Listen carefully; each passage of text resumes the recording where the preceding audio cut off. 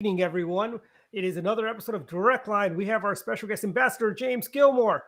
We are going to be talking about all things Ukraine and Eastern Europe and NATO and all the things Brandon's getting wrong. Take it away, guys. Well, welcome back, Ambassador. We really appreciate your coming back a little sooner than we would have hoped, but that has nothing to do with you. It has everything to do with this emerging crisis in the Ukraine. And we thought it'd be really helpful, since we've talked about it on a number of prior shows, to be able to have you back. And I'm also joined tonight with Delegate Reed Novotny, who has been a regular guest on this show, and because he's in the service, and we wanted to kind of include him in the mix as well. But so let's go back to the issue that we've talked about. It's probably useful for our viewers, our listeners, to get a level set of exactly where are we now with this buildup of Russian troops on the border with the Ukraine. Well, we don't know. Bottom line is we don't know yet what the result is going to be. As the ambassador to the OSCE for 2 years, I think I know a lot about this. When I was the ambassador in Vienna, I was confronting the Russians every day about Ukraine. OSCE was very engaged in the Ukraine crisis, so I think I know a great deal about this. Look, I want to be direct about my message. We don't know what's going to happen. But I want to articulate what I think is at stake here. And right. I've written on this. It was in Foreign Policy magazine this past week. I believe that what's at stake is all of Europe. And the reason is because the United States' presence in Europe is strong because of our allies. When I was in Vienna, I came to understand that all of the liberated countries from the Russian Empire want to be independent. They're very proud. They're very nationalistic. They do not want to be part of a Russian empire. They do not want to be part of a Russian sphere of influence. What I think is going on right now is that if Ukraine can be can be overcome by an invasion, a military invasion, that will be sending a message to all of the American allies in Europe and frankly worldwide that none of them are safe if they're in an alliance with the United States. Now, Ukraine is not in the NATO alliance, and that now, in my view, has become almost an excuse. You know, the U.S. is not, we don't have our hands tied by NATO. It's just simply a mutual defense policy program treaty, but we can do anything we need to do to protect people that are in our national interest. So that is what I think is at stake here. We don't know what's going to happen, though. Now, I was in Ukraine myself with the American Foreign Policy Council back in May. I think I've probably been on this show since that time. And the Ukrainians made it crystal clear to me that they intend to fight for their sovereignty. They intend to fight for their independence. They do not want to be part of a Russian state. They do not want to be part of a Russian empire. Now, the Russians are putting out the word, mostly I think for their own people and for maybe some naive Americans, that somehow their security is at stake here. And you begin to see some of the commentary out there that's saying, well, you know, they're afraid of NATO. NATO's getting too close to them. NATO expanded. It never should have expanded. This is a problem for Putin. This is, in my view, this is not a problem for Putin. NATO is a defensive alliance. He knows that. It is unthinkable that NATO's forces would invade Russia, particularly when they have nuclear weapons, for crying out loud. They are not threatened by Ukraine in any way, shape, or form. What is a threat to Russia is the fact that their desire to reassemble the old Soviet empire will be threatened if Ukraine succeeds. Right. If Ukraine succeeds, then they can't assemble that empire anymore. And then finally, I'm going to stop talking and go to Q&A. But the last point is this. The old Russian empire is very restive. You just saw the riots and the complaints in Kazakhstan, a country where I'm very familiar with. You've seen color revolutions in places like like Georgia and Ukraine, and in Belarus there was a very major demonstrations in the streets. So I believe that Putin may feel like this is his last chance. that this is his only chance to reassemble the Russian Empire. If he fails right now, then and it delays longer, I think he knows that these demonstrations are going to continue, and that all this authoritarian culture will collapse, even in Russia, because we've seen Navalny, we've seen the complaints that are going on in Russia. He's trying now to build up a conquest to persuade the Russian people that somehow he's on the right track. He's not. But I think that's what's going on. So I think there's a lot at stake right now. And I want to emphasize, we don't know what's going on. Maybe he's bluffing. But my view is that when an authoritarian dictator tells you what he's going to do, it's prudent to believe him.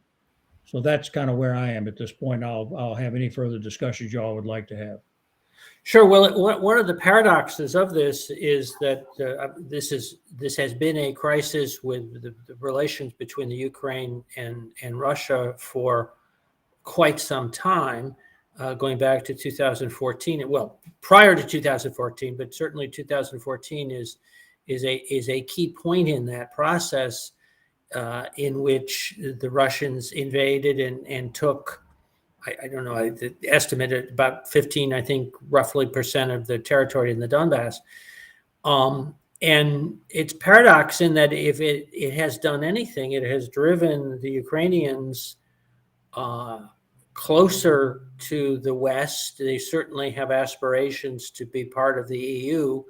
The NATO may well be the bridge too far for them for a variety of reasons that maybe we can talk about, but they are a NATO partner, which gives them not a claim on NATO's self-defense, but at least a claim for NATO resources. So it's interesting, your comment about it. This is Putin's last chance, because certainly there is the resolve on the part of the Ukrainians not to be part of Russia and to resist the Russians were there to be an invasion. So it's interesting that this seems to be, on one hand, Putin has a narrow window of opportunity to act now that may in fact go away in the future. Now, I wanted to kind of get your comments. I think some of this we talked about before, but some of the newer developments that we have are the responses on the part of some of our NATO allies to this. So we have the Brits, the UK has been very active in supply efforts to the Ukraine. And I know in the past when you've talked about the excellent relationship that we have with them in NATO, but also at OSCE and other venues as well. But also the efforts of some of the smaller NATO countries to help with the Ukrainian supply.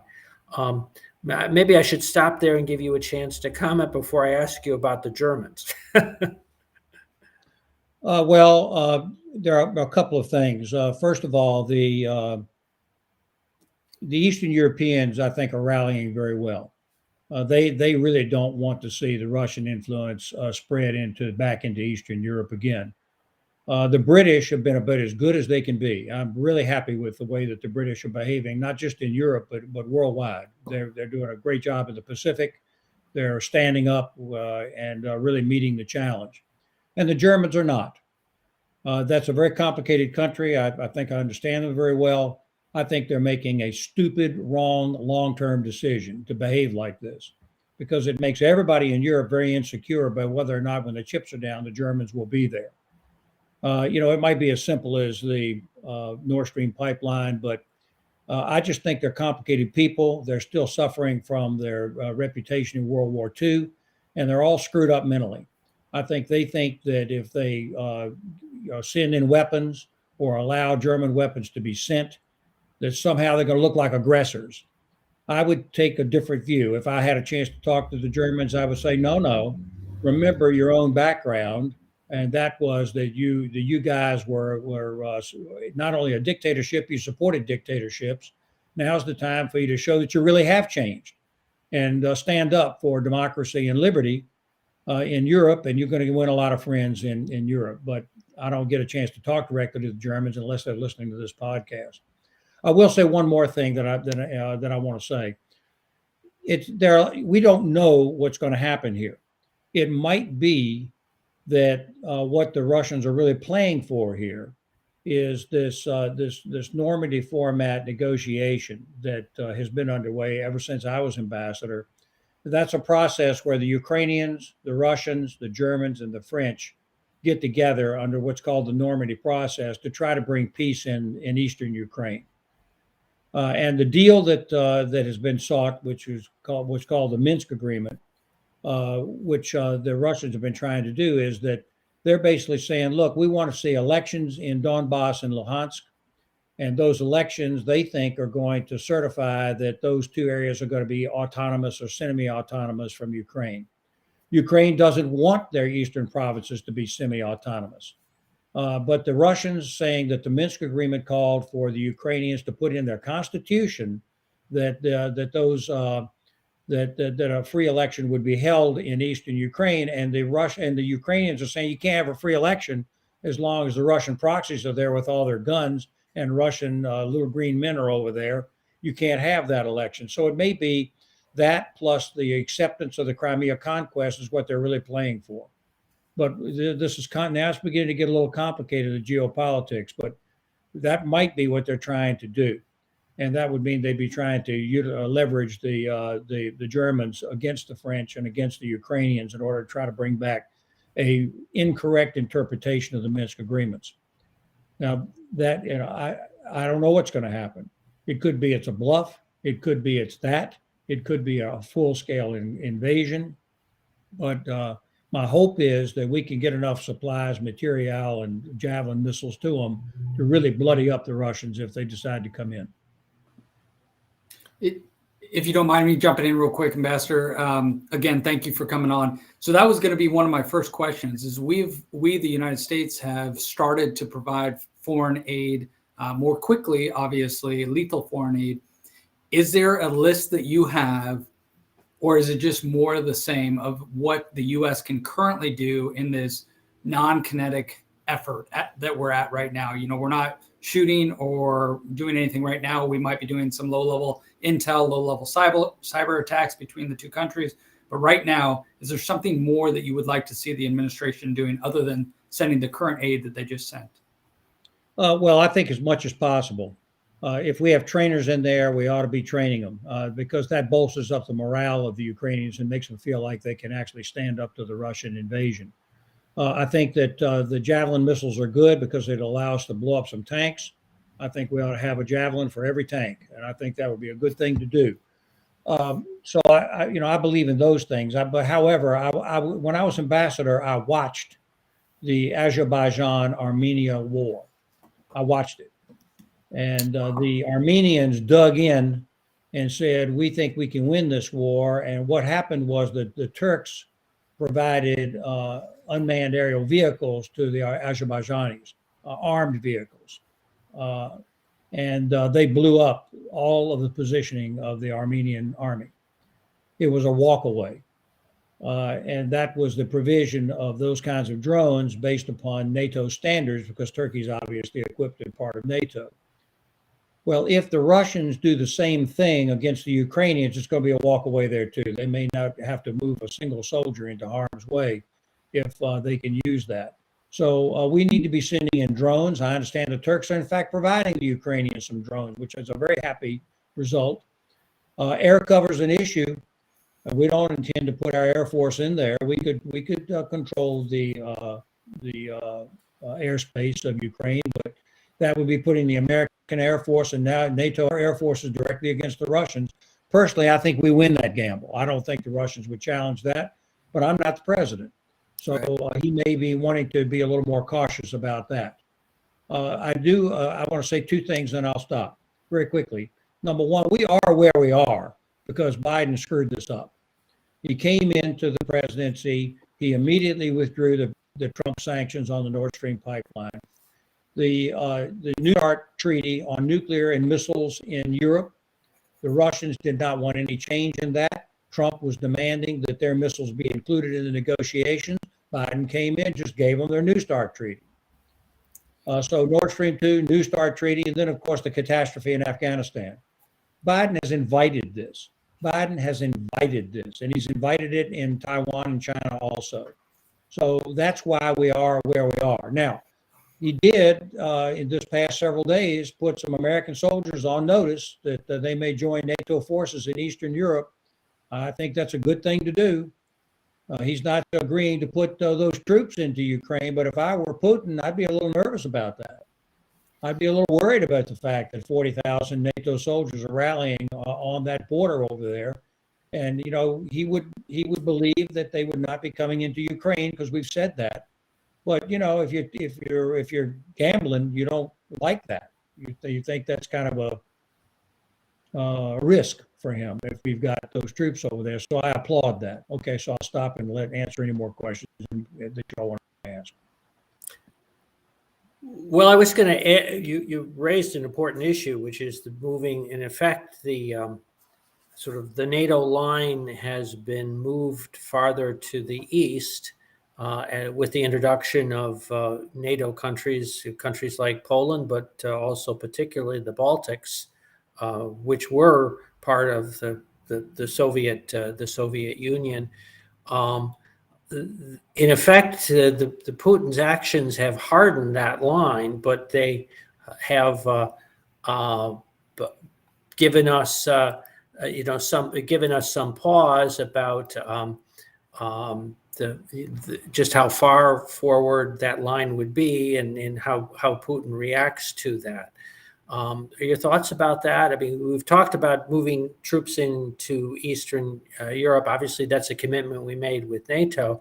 But what are the prospects that Putin could turn his attention to the Baltic countries, which again are part of NATO, and would trigger presumably would trigger a stronger American response were there to be a challenge?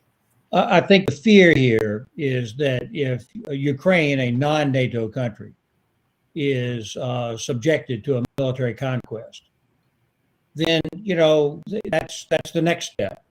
A non-NATO country, the West wouldn't stand up for it, and they win. What's next? Well, no, if you buy this line that Russia is somehow threatened by NATO and all that, well, obviously the Baltic states are next. Right. So then at that point, you have to, America has to ask itself the question, will the West, the French, Germans, the British, and the Americans defend the Baltic countries? Will we? And, you know, I don't know, frankly. But if we don't, then at that point you collapse NATO, collapse it, which of course is exactly what Putin would like to do. Let me be real clear about this. I want to say this. We must not fall for the idea that NATO is the problem.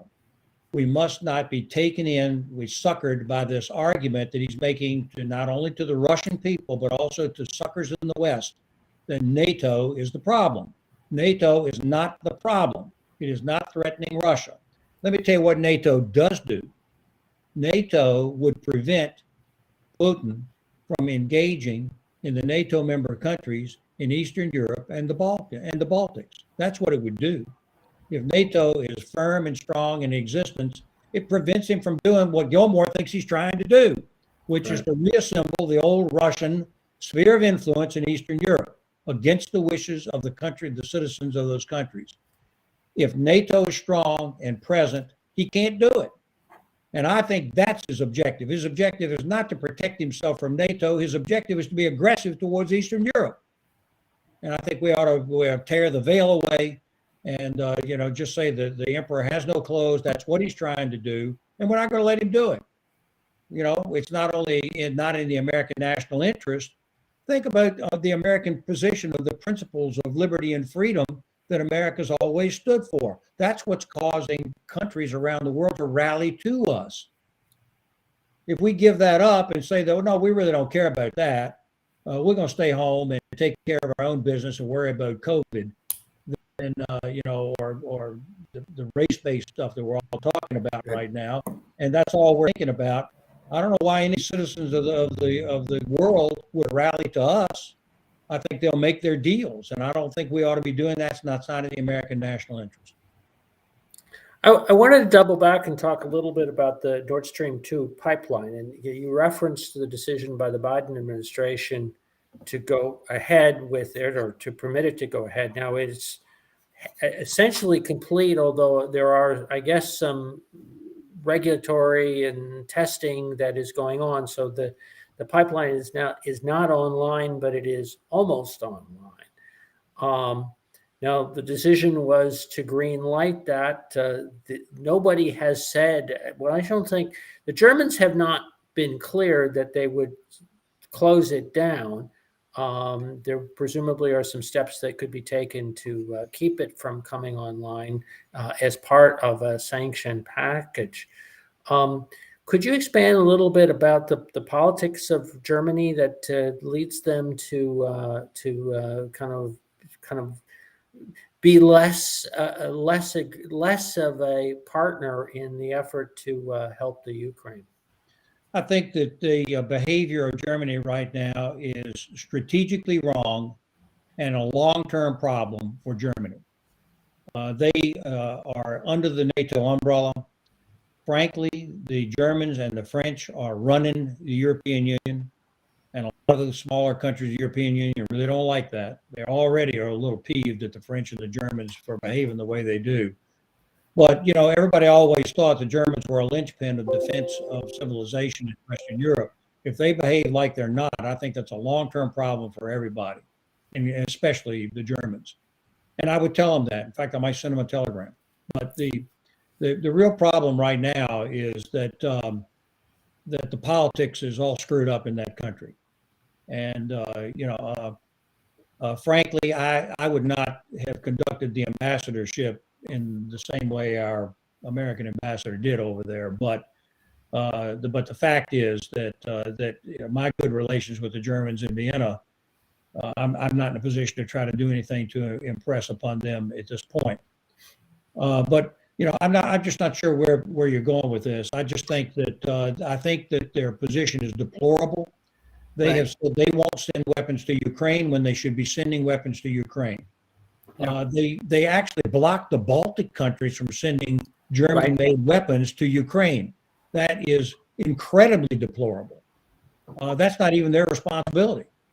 So I think that this is a bad situation, and I'm hoping that the Germans wise up and wake up before we end up in a real problem over there. What they just don't grasp is their weakness invites aggression in Ukraine and beyond, and creates a conflict in Europe they don't want to be a part of. So that's my advice to the Germans. Well, one of the things I was going to reference is that among the NATO countries, or the larger NATO countries, that they are the most behind in the defense commitments for reaching at least 2% of their GDP on defense. Unlike, I could pick the Brits and other countries that do meet that commitment. And my understanding, I may be wrong, but my understanding is that the new coalition is in fact stepping back from the commitment. Is reducing the expenditures, not increasing it to increase that. So, apart from the personal relationships, it is a challenge that Germany's commitment is not as strong as it should be to NATO. If I could, let me stop there and see. That's actually the kind of comment that I wanted to reference, was kind of that dynamic of German internal politics seems to be part of the issue here, is that although they made individual decisions, it's part of a broader trend of where their policies are. Well, I thought I saw a reference made today that said that they would block the pipeline if Ukraine is invaded. But frankly, we're getting a lot of mixed messages from a lot of different news sources all the time about this. I think that this is the moment to be decisive.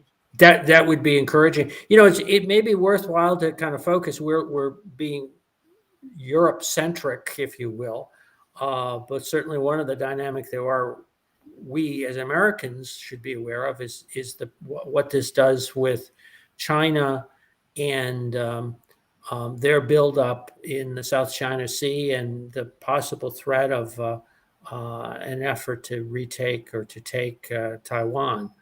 Obviously, that's should be uppermost, part of the calculus that American strategic planners make. Thoughts about that? I guess I'm kind of, we've talked about it in the context of Europe, but it also applies to the context of Asia too. Am I right? Yes. And I've talked to people as recently as today that are spinning out this nightmare scenario of a simultaneous attack on both sides, one in Ukraine and simultaneously in Taiwan. I'll tell you my thoughts, but I also want to preface that by saying that I don't have a lot of facts. I know a lot about European politics and European situation because of the time I spent living there and on behalf of the United States. But I'm not. But I wasn't in the Pacific, so all I know is what I can read. I believe that the Chinese are not positioned to invade Taiwan. I don't know how they're going to get across that strait. Right. It's a long way. Normandy was about what 6 miles or something like that, and they've got to cross about 100 miles of ocean to get to Taiwan, and they got to do it in the face of the United States Navy. We just sent 2 aircraft carriers to the South China Sea. 2 aircraft carriers, not to mention the British, the Australians, and the Japanese, not to mention. So they're taking a heck of a gamble if they try to cross that ocean. We don't. I mean, I think the fundamental problem is the West has not yet decided that they want to fight for their situation. We just haven't made that decision, but they'll push us far enough along that we'll end up making that decision sooner or later. But if I were the Chinese at this point, I would say that it's a heck of a gamble to try to get across that strait. But I've often said that I think that the Chinese may be a problem in about 5 years. I think the Russians are a problem this afternoon.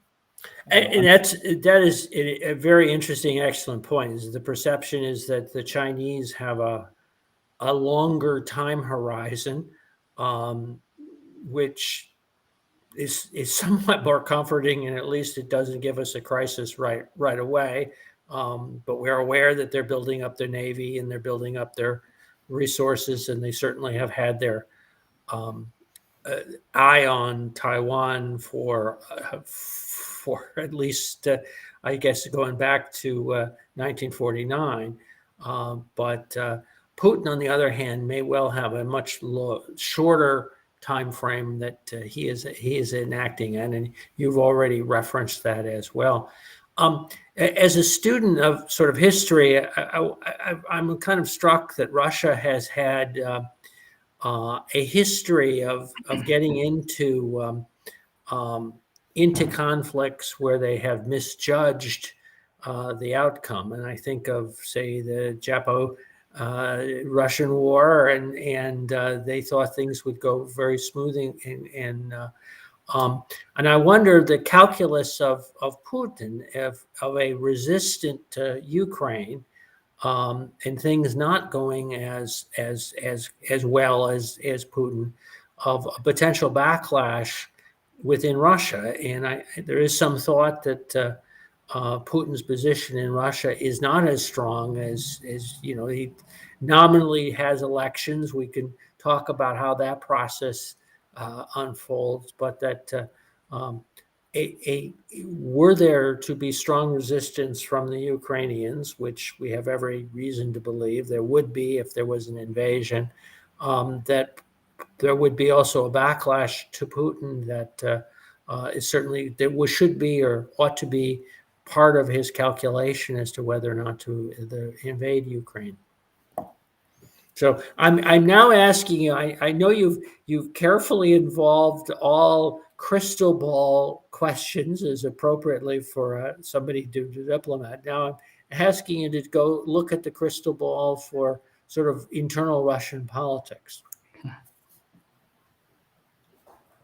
Well, of course, I guess I don't know how much control Putin really has over their politics. He seems to be reacting to, and Reed, I don't know, maybe you know more about this than I do, but he seems to be trying to play to the Russian people. He may be worried about what they're ultimately going to do, whether there's a vote or whether there's an internal strife there. I personally believe that in the long run, that he's not going to, that the Russian people are going to be free people. I believe that. And I just like the Eastern Europeans. And I think he thinks that, which is why I think he cannot allow Ukraine to succeed and become a democracy. Now we Americans, we just love to say that Ukraine is so corrupt, we ought to let them alone. And I just don't agree with that. I think you clean up Ukraine. You create an independent judiciary, you clean up some of the corruption and oligarchs, and you let them be a democracy. And that becomes an example to the Russians that Putin can't permit. Right. So I think that's one thing that he's trying to do right now. I'm of the opinion that sooner or later, the people of Eastern Europe are going to be free people. They already are in large measure. I've been around them. I've seen them. I've been over there. They're determined to be sovereign and independent people and to have a democracy. They're determined to do it.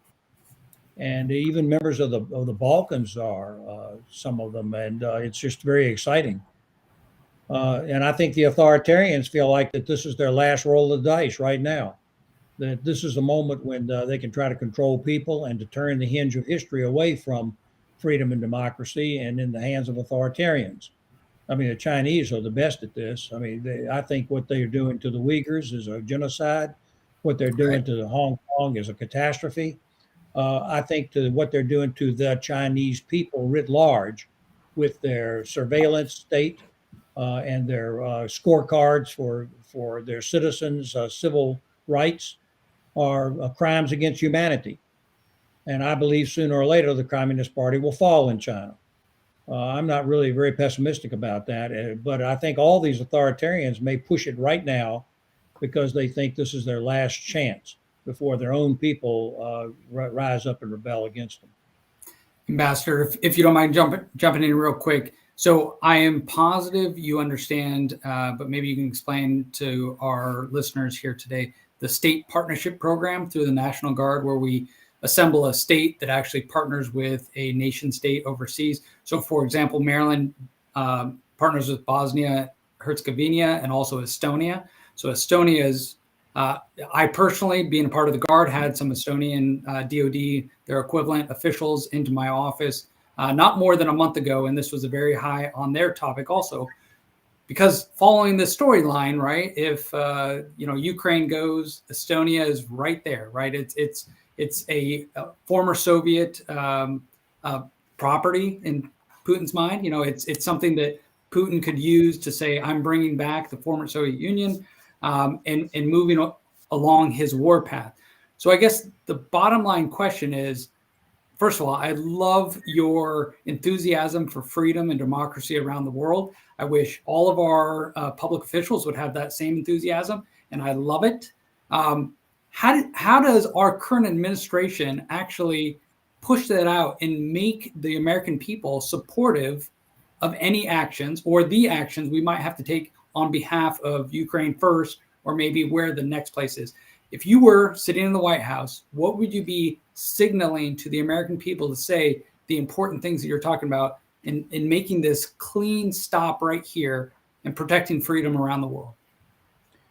Well, I want to reiterate and say again that I think that we are where we are because Biden messed this up when he came into office. He's only been there a year. And to do Nord Stream 2 pipeline sanctions, to take those off, to give them a free ride on New START, and then to pull out of Ukraine, Afghanistan the way we did, invited this. I think we are where we are because of the president's behavior in his foreign policy. The direct answer to your question is this. I came into diplomacy as a political appointee and an elected official. I am used to politics. I know what politics is. And I am a believer that you speak to the people. When I was the ambassador to OSCE, one of my priorities was to speak to the Russian people So when I gave my presentation every Thursday at the Hofburg Palace with all the other ambassadors, we then took my statement and translated it into Russian and transmitted it over the internet and through every vehicle we could and every radio we could into Russia. And the goal there was to speak to the Russian people. I believe that politics is about talking to the people. Now, the direct answer to your question is, we're not doing the right job with the American people. The American people at this point are not understanding how dangerous all this is. If we allow Taiwan to simply be rolled over, what are the Australians and the Japanese to think? If we allow Ukraine to be invaded today, which I think is a very real possibility, and overcome, what are all those countries of Eastern Europe supposed to think? And especially the three Baltic countries. And read to your response on Estonia, and maybe I'll make a wry comment about Bosnia-Herzegovina in just a minute, but the three Baltic countries are absolutely really great. They're members of NATO. They're Westernized countries. They're allies of the United States, and they are determined to be independent, just determined. Now, we all know that Estonia has a large Russian-speaking population, but so what? I don't think the Estonians who speak Russian want to be part of Russia either. So I think that this is a very important moment. So I would talk to the American people and explain that we have a national mission and that people look to us for an international leadership. And Americans ought to stand up and be proud of themselves. We're the only thing standing between the liberty of the people of the world and these authoritarian people that are committing all these genocides and these 1984 type of behaviors in their country. We ought to be proud of that. Instead, what are we doing? We're obsessed with race. We're obsessed with gender. We're obsessed with COVID. We're obsessed with all this internal problems that have been going on, and we don't have our eye on the ball. So the direct answer, Reed, to your very critical question, as an elected official, I would expect nothing less from you. And that is you talk to your constituents, you talk to the people, and you make the case. And I don't think Biden's been doing that. No, great answer. Yes, I'm taking notes literally to quote you at some point because your enthusiasm for democracy around the world and freedom around the world is a refreshing, statement that I don't hear from our current administration. I don't hear anyone speaking that cleanly about our role in America like you have. I actually spent, while I was in the Air Force, I spent 5 years in the Pacific. And I've seen the O plans about the straits and going to Taiwan and those kind of things. We as the U.S. military take that so seriously. I mean, we are war gaming that every single day, and I think it's very critical. The one point that we were kind of touching on too, though, is that the American people think about maybe what's tomorrow. Putin might have some timeline that might be 5 years, 10 years away. The Chinese people think in 100-year centuries at a time. And unfortunately, we're losing the century at a time battle very slowly to China. And I know they're not on the same time frame we are, and our elections come very quick here. But it's very disappointing, even to hear you say that might be a 4 or 5 year away problem. That's short-term memory for the Chinese population. That's like tomorrow for them. So I just hope that we don't have to get in a shooting conflict there, like we might have to support NATO in our current place. The one thing I was going to bring up too, my specialty within the military is actually cyber warfare. So as you probably have either read or know about, and Russia's already taken over Estonia in the past through cyber warfare. Do you think they might try to do something similar in the Ukraine before they start firing? Or do you think it will be in conjunction? And then how do we react as NATO or the US in those kind of situations? Well, I think that the cyber attack is quite likely if they pull the trigger and decide that they want to actually create a conflict in Europe. We in OSCE in Vienna, we discussed this in terms of hybrid warfare.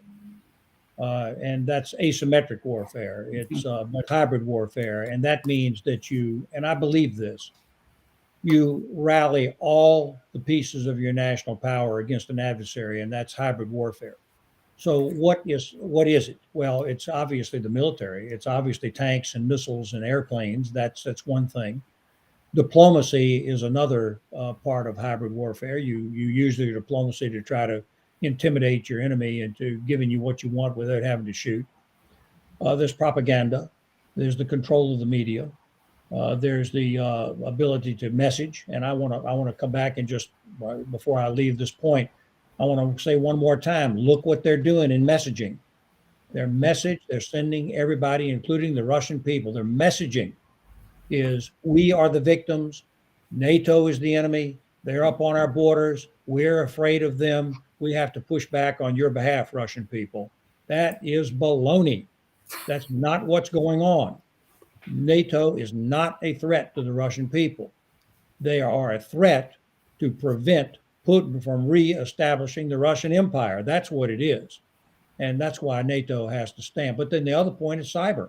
And that is an element of national power, cyber attacks and cyber warfare. Look at the American society, for heaven's sakes. Look at it. We're all sitting here with these cell phones. What would happen if today these things didn't work anymore at all? What in the world would we do? So then that's a very real possibility. Right. Our computers, I'm sitting here on a Zoom call with you right now, and we're doing all of our commerce, all of our communication, all of our meetings, we're doing on computers. Cyber can literally take us back 20 years to a day previous to all this, and that makes us a weaker country and less able people because so much of our military and just our civilization is tied up in cyber right now. Yes, I think that cyber attacks are ongoing. I think they're going to continue. They might even do it even if they don't invade. I agree with you, Reed. You're right. I think there have been. I don't know if they're precursors to a more extended attacks, but been Russian attacks on the Ukraine. And Reed, you may be able to help me on this, but I think it was the Estonians have been particularly active within NATO and have been very supportive of the Ukrainians in responding back. And so it's a dimension of warfare that, well, I'm trying to think of a date 25, 30 years ago, we never really put as much attention to that right now is very much front and center to understanding how conflicts progress. Estonia is the equivalent of what we consider Maryland and NSA and U.S. Cyber Command for Europe. They have a center of excellence, a cyber center of excellence in Taiwan, in Estonia, and they 100% support all of their neighbors in these exercises. And this is a great news story for the American government too. After the wall fell, we started the state partnership program. Maryland was connected immediately with Estonia, and we've had this connection between right where we live here in Maryland, NSA and Cyber Command, as we've developed and training in an unclassified way, the majority of the time, the Estonian equivalency.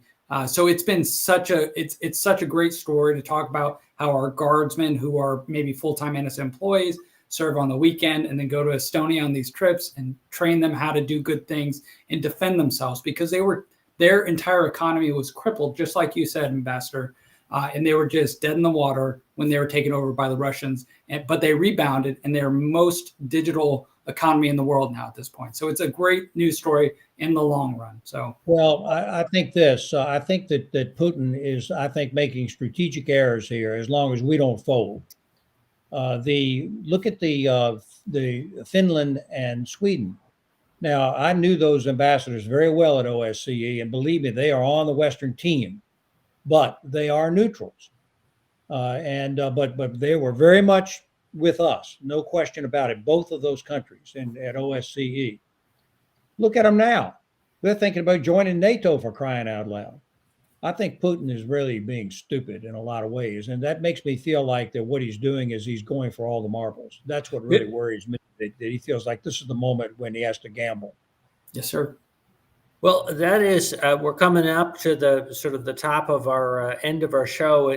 And thank you again, Ambassador, for some very thoughtful comments about that. We were interesting. I'm just going one observation.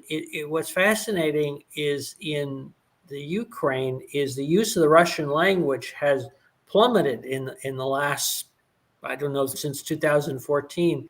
And it's an interesting how the backfire takes place of this, of countries who see aggression or potential aggression like that. Well, aggression, we've seen that in the Ukraine 2014 at the very least, has hopefully a opportunity to kind of bring people together, countries together in to that. And I think that really underscores the kind of point that you made of just how important it is for a united effort to stand up to Putin. So I'll let you have the parting words before we bring things off to a close. I want to thank you all very much for the chance to be on the podcast in Maryland. I feel very close to the Republican Party in Maryland, the people of Maryland. It's a nice opportunity for me to talk into the GOP in Maryland. Look, I think that it's a big moment. I think that in the world today, there are countries that just don't like the existing order and the American leadership and the Western leadership. It's a commitment to democracy, the commitment to freedom, to people who want to go to bed at night knowing they won't have a knock on the door and carried away. That's the aspirations of the people of the world. And as long as America is strong, we're going to be okay. But the challenge we're seeing right now is that there are countries that don't like the present order and intend to change it. And they are China, Russia, and Iran at the very least. And I think that's what's creating such a dangerous situation. But the truth is that if you look back on where we were in the Cold War and where we are today, we've advanced things a great deal. And as long as the United States sticks to its principles and stays faithful, I think we're going to be okay. Well, thank you very much. And thank you, Delegate Novotny, Reed Novotny, for participating. And that brings an end to this episode of Direct Line.